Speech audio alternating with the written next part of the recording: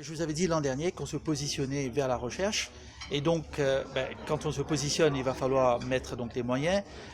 En budget interne de la recherche l'année dernière, on a alloué 16 millions et en budget externe, c'est-à-dire tout ce qu'on reçoit en externe, en provenance soit de la tech, soit du MRC, ou alors des organisations internationales, on a recueilli plus de 50 millions.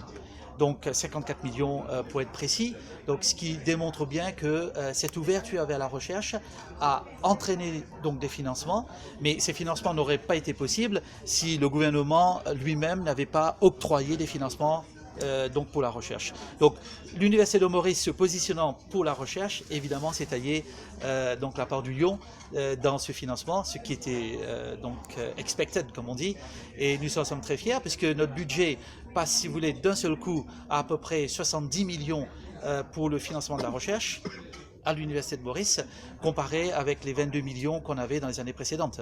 Donc c'est un plus, il n'y a pas que le financement qui est important, il y a aussi l'encouragement qu'on donne à nos enseignants-chercheurs pour faire de la recherche, parce que s'ils ne s'y mettent pas, il n'y aura pas de recherche.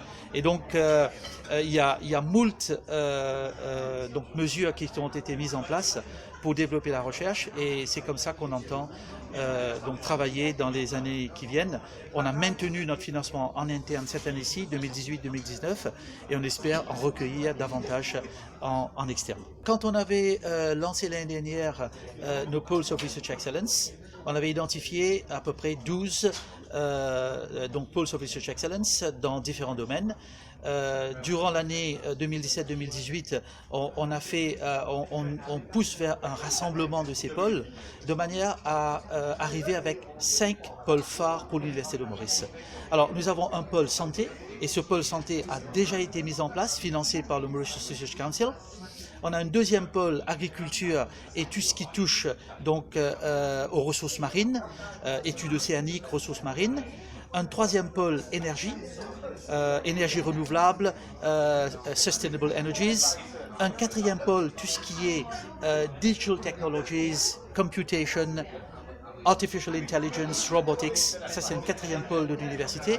Et un cinquième pôle, tout ce qui est socio-economic policies and tourism. Donc voilà nos 5 pôles phares.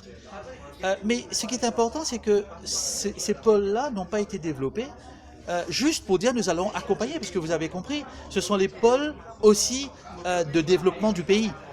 Mais nous avons fait la démarche inverse, c'est de situer les pôles de compétences d'abord de l'université, et nous sommes heureux que les pôles de compétences de l'université s'alignent avec les intérêts du pays. Donc ce qui veut dire que nous sommes en phase avec le développement du pays. Et c'est comme ça qu'on entend développer ce Research and Entrepreneurial University.